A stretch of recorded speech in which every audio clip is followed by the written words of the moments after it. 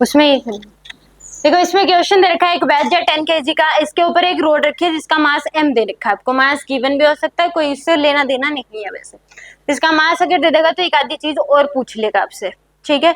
हाँ, इस केस में क्या होगा, ये इसके ऊपर एक फोर्स लगा रखा है बाहर से किसी रीजन में, जिससे इसका जो एक्सेलरेशन है वो ग्राउंड के रिस्पेक्ट में वर्टिकल डाउनवर्ड है 9 मीटर पर सेकंड स्क्वायर का। तो ये जब रोड नीचे की तरफ ऐसी आ रही है, ये इस सरफेस भी स्मूथ है, ये भी स्मूथ है, तो ये वेज इधर जाएगा, तो इसका एक्सेलरेशन 9 है, तो इस वेज का एक्सेलरेशन बताना है कितना होगा। तो एक थ्योरम होती है, net work done by normal reaction is always equal to क्या होता है, 0। तो यहाँ पे वही थ्योरम अप्लाई करनी है हमें। तो इस केस में अब यहाँ पे देखो, ये जो वेज है इसके ऊपर नॉर्मल रिएक्शन लगाएगा इधर एन का, और ये वेज पे लगाएगी ऐसे एन का, ठीक है, मानते हैं इस बात को, नॉर्मल रिएक्शन लगेगा। अब इस नॉर्मल, ये तो लग रहा है ये नॉर्मल रिएक्शन है रोड वेज पे लगा रही है, और ये नॉर्मल रिएक्शन मैंने दिखाया है वेज रोड पे लगा रहा है, ठीक है, इतना समझ आया। अब इसके भी दो कंपोनेंट आएंगे, इसके भी दो कंपोनेंट। अब मैं कह रही हूँ इसमें कि यहाँ पे इसके दो कंपोनेंट आएंगे, एक इधर आ जाएगा और एक ऐसे। मैं कह रही हूँ ये एंगल 37 डिग्री है, ये एंगल कितना है 37। क्यों, इस लाइन के परपेंडिकुलर ये नॉर्मल रिएक्शन वाली लाइन है, इसके परपेंडिकुलर कौन सी है, ये नॉर्मल रिएक्शन वाली लाइन, और इसके परपेंडिकुलर ये वाली लाइन है। तो ये एंगल 37 है, तो ये भी कितना हो जाएगा 37। तो ये आ जाएगी n cos 37, यानी कि 4/5n, और ये आ जाएगी 3/5n, ठीक है, ये समझ आ गया। इसके भी दो कंपोनेंट आ जाएंगे, एक ऊपर और एक इधर। ये एंगल 37 है, तो ये भी कितना हो जाएगा 37, तो ये आ जाएगा आपके पास 4/5n, और ये भी कितना आ जाएगा 3/5n। इतना समझ आ गया तो बताओ। नहीं, एक वेज पे एक रोड पे, अलग अलग बॉडी पे है, ठीक है। कोई डाउट है इसमें? अगर इस रोड की एबीडी बनाओगे तो ऊपर लग रहा है 4/5n, इधर लग रहा है 3/5n। वेज की बनाओगे तो इधर है 3/5n, नीचे है 4/5n, ठीक है। अब इसमें देखो, इसके में फोर्स नीचे, इसकी डिस्प्लेसमेंट मान लो नीचे की तरफ हो रही है x1, और इसकी मान लो क्या हो रही है x2। इसका a1 लिख लो, इसको a1 है और ये क्या है a2 है, मान लो एक बार ये a1 है और ये क्या है a2। मैं जनरल डेरिवेशन कर रही हूँ विदाउट वैल्यू पुट किए एक बार। अब इस केस में देखो, हमें लिखना है, मैंने थ्योरम बताई थी, net work done by normal reaction is always equal to 0। अब इस अगर रोड की बात करें तो इसके ऊपर ये नॉर्मल रिएक्शन ऊपर है 4/5n, और डिस्प्लेसमेंट नीचे है, तो वर्क क्या होगा नेगेटिव। तो क्या हो जाएगा माइनस का 4/5n इंटू में क्या हो जाएगा x1।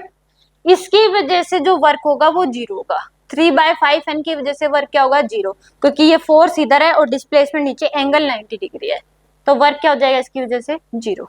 अब अगर इसकी बात करें वेज की, तो इसके ऊपर ये फोर्स 3/5n इधर लग रहा है और डिस्प्लेसमेंट भी इधर ही है, तो वर्क क्या हो जाएगा प्लस का 3/5n इंटू में x2 इक्वल टू 0। इसकी वजह से वर्क 0 होगा।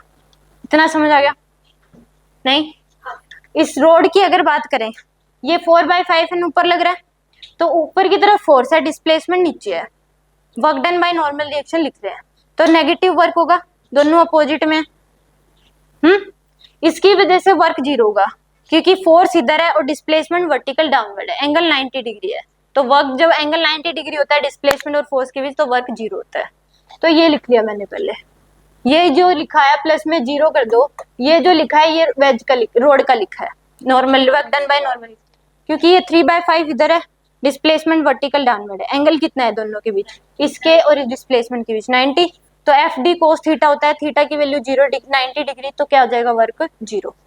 अब बात करें इस 3/5 और 4/5 की, वो फोर्स ऐसे नीचे लग रहा है और डिस्प्लेसमेंट अब इस चीज के ऊपर, रोड के ऊपर अगर देखोगे, ऊपर की तरफ है 4/5n, इधर है 3/5n, और डिस्प्लेसमेंट है नीचे की तरफ x1, ऐसे है, ये रोड की बात है। तो फोर्स ऊपर डिस्प्लेसमेंट नीचे, तो वर्क नेगेटिव। ये फोर्स इधर डिस्प्लेसमेंट नीचे 90 डिग्री एंगल। अब अगर बात करें वेज की, वेज को अगर देखें तो इधर है 3/5n और एक नीचे की तरफ है 4/5n, और डिस्प्लेसमेंट इधर है x2 की, तो फोर्स भी इधर डिस्प्लेसमेंट इधर, तो वर्क पॉजिटिव, और इसकी वजह से 0। n से डिवाइड कर दो पूरी इक्वेशन को, क्या आ जाएगा माइनस का 4/5x1 प्लस का 3/5x2 इक्वल टू 0, ठीक है। इसको डिफ्रेंशिएट कर दो टाइम के रिस्पेक्ट में, यह आ जाएगा माइनस का 4 by D X one by D T plus का 3 by 5 D X two by D T equal to 0। तो आएगा माइनस का 4 by 5 V one plus 3 by 5 V two equal to 0। अब दोबारा से डिफ्रेंशिएट कर दो टाइम के रिस्पेक्ट में। माइनस का 4 by 5 V one by D T plus का 3 by 5 D V two by D T equal to 0। तो यहाँ से आ जाएगा माइनस का 4 बाई 5 ए वन प्लस का 3 by 5 A two equal to क्या आ जाएगा 0। 5 से मल्टीप्लाई कर दो तो आ जाएगा माइनस का 4 ए वन प्लस का 3 ए टू इक्वल टू क्या आ जाएगा 0। तो यहाँ से आपके पास 4 ए वन इक्वल टू क्या आ जाएगा 3 ए टू। ए वन की वैल्यू पता है 9, ए वन की वैल्यू क्या है हमें पता है। तो क्या आ जाएगा 4 इंटू 12 फिर 9 इक्वल टू 3 इंटू में ए टू, जिससे कट करोगे तो 3 ए टू की वैल्यू कितनी आ जाएगी आपके पास 12 मीटर पर सेकेंड स्क्वायर। आगे समझिए। एक ए वन की वैल्यू 9 पुट कर दी जो क्वेश्चन में गिवन थी। यहाँ तक किसी को कोई डाउट हो तो बता दो। अब इसमें एफ की वैल्यू भी निकाल सकते थे अगर इसका मास गिवन होगा तो, इसकी एफबीडी बना लेंगे फिर। अब इसमें आप निकाल सकते हो जो एन की वैल्यू निकाल सकते हो नॉर्मल रिएक्शन की वैल्यू। कैसे? इस वेज की देखो इधर लग रहा है 3 बाई 5 एन, इसी की वजह से एक्सेलरेशन आया a2। तो यानी कि 3 बाई 5 एन इक्वल टू लिख सकते हो एम ए के बराबर m इंटू a2। ठीक है, 3 by 5 N equal to mass है इसका 10, a2 की वैल्यू आई है 12, तो n की वैल्यू आ जाएगी 120 इंटू 5 डिवाइड बाई 3 200 न्यूटन। ये नॉर्मल रिएक्शन हो गया। अगर पूछ ले कि नॉर्मल रिएक्शन कितना होगा रोड और वेज के बीच तो 200 न्यूटन होगा। फोर्स निकालना है तो उसकी एफबीडी बना लो। ये जो एक्सेलरेशन है a2 ये इसकी वजह से है 3 बाई 5 एन की, तो नेट फोर्स कितना लग रहा है 3 by 5 F equal to M A लगा दिया। ये फोर्स है equal to mass into acceleration. Mass पता है a2 पता है n निकल जाएगा आपके पास हाँ उसकी वजह से ये एक्सेलरेशन आया। कोई डाउट हो तो बताओ इसमें सेकंड स्टेप में बता रही हूँ। सेकंड स्टेप में कोई डाउट हो तो बताओ। अब इसका मास गिवन होना चाहिए हमें, अगर हमें एफ निकालना है। मास को मान लो इसका मास 10 kg है, ठीक है। तो इस केस में अब निकाल लो, नीचे की तरफ एफ है ऊपर की तरफ है 4 बाई 5 एन, इसकी एफबीडी बना लो। हाँ वो तो लगेगा ही लगेगा। ऊपर कितना है आपके पास 4 बाई 5 एन, एन की वैल्यू पुट कर दो 200, नीचे है एफ, ठीक है, और एक नीचे की तरफ लगेगा mg 100 का लगेगा, और इफेक्ट बनाओगे एक्सेलरेशन है नीचे की तरफ 9 का, तो दिस माइनस दिस कर दो। तो यानी कि f प्लस में 100 माइनस 160 इक्वल टू 9 इंटू में 10, तो f माइनस का 60 इक्वल टू 90, f की वैल्यू आ जाएगी 90 प्लस 60 150 न्यूटन। कोई डाउट हो तो बताओ इसमें।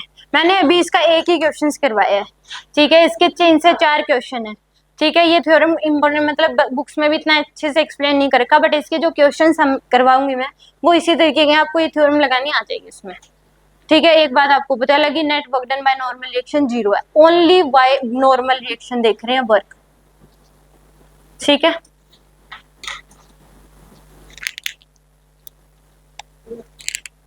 इसमें देखो एक क्वेश्चन दे रखा है, एक वेज है एक ब्लॉक है और एक रोड है, ठीक है। वेज यहाँ पे फिक्स है और जो ये ब्लॉक है ये स्मूथ सरफेस दे रखा है, ये भी स्मूथ है। ये क्या कर रहा है आपके नीचे की तरफ मूव कर रहा है a2 के एक्सेलरेशन से, ठीक है। तो यहाँ पे नीचे की तरफ क्या कर रहा है मूव कर रहा है a2 के एक्सेलरेशन से, और रोड नीचे की तरफ आ रही है a1 के एक्सेलरेशन से। तो इसमें से कोई किसी एक का एक्सेलरेशन दे के दूसरे का पूछ सकता है आपसे, तो हमें बस रिलेशन निकालना है a1 और a2 में क्या होगा। तो यहाँ पे हम वही थ्योरम लगा देंगे कि net work done by normal reaction क्या होता है 0। तो यहाँ पे इस केस में देखो इसके ऊपर नॉर्मल रिएक्शन क्या लगेगा ऊपर की तरफ n, और ये इसके ऊपर क्या लगाएगी नीचे की तरफ लगाएगी n, ठीक है। तो यहाँ पे इसको नीचे की तरफ ऐसे शिफ्ट कर लो, n को कर लिया आपने। ये जो रोड है ब्लॉक पे लगाएगी नॉर्मल रिएक्शन, तो इसको नीचे की तरफ ऐसे शिफ्ट कर लो आप ऐसे, ये होगा आपके पास नॉर्मल रिएक्शन, ठीक है। यहाँ पे ये एंगल क्या हो जाएगा 90 डिग्री, तो ये कितना हो जाएगा 90 माइनस थीटा। तो n के 2 कंपोनेंट आ जाएंगे, इधर n के 2 कंपोनेंट आ जाएंगे, एक इधर और एक इधर। यह आ जाएगा n कोस 90 माइनस थीटा, तो एन साइन थीटा लिख सकती हूँ मैं। तो ये आ जाएगा एन साइन थीटा, क्योंकि आएगा तो वैसे कोस थीटा पर कोस 90 माइनस थीटा होगा। क्या लिखोगे इसको, एन कोस 90 माइनस थीटा, और 90 माइनस थीटा होता है उसको कोस 90 माइनस थीटा को साइन थीटा लिख सकते हैं। और इधर क्या हो जाएगा, एन साइन 90 माइनस थीटा होगा तो कोस थीटा लिख देंगे, तो ये क्या हो जाएगा एन कोस थीटा। अब वही थ्योरम लगा दो कि net work done by normal reaction जो होता है वो क्या होता है, 0। तो अब इस रोड के केस में देखिए नॉर्मल रिएक्शन ऊपर है, एक्सेलरेशन नीचे है, तो वर्क क्या हो जाएगा, नेगेटिव। तो माइनस का n इंटू में a1 लिख सकती हूँ मैं। इस केस में अगर देखोगे तो इधर ही n साइन थीटा है और इधर ही एक्सेलरेशन है, तो मैं क्या लिख सकती हूँ, प्लस का n साइन थीटा इंटू में a2 इक्वल टू 0, क्योंकि इसकी वजह से तो वर्क 0 का परपेंडिकुलर है। तो यहाँ से n a1 इक्वल टू क्या हो जाएगा, n साइन थीटा a2। तो n से n cancel, a1 equal to क्या हो जाएगा, साइन थीटा a2 के बराबर। इसमें से आपको वैल्यू दे देगा, थीटा दे देगा, a1 या a2 दे देगा, तो हम दूसरे की वैल्यू निकाल सकते हैं। कोई डाउट इसमें? तो यानी कि इसमें मैंने 4 से 5 क्वेश्चन करवाए हैं आपको किस थ्योरम पे बेस, कि net work done by normal reaction क्या होता है, 0 होता है। अगर किसी को हल्का फुल्का ना भी समझे तो उसको ध्यान से नोट कर लेना, कोई भी बात पूछनी हो तो पूछ लेना आप, ठीक है। वैसे बेसिकली उसके क्वेश्चन एडवांस में आते हैं, नीट में नहीं आते।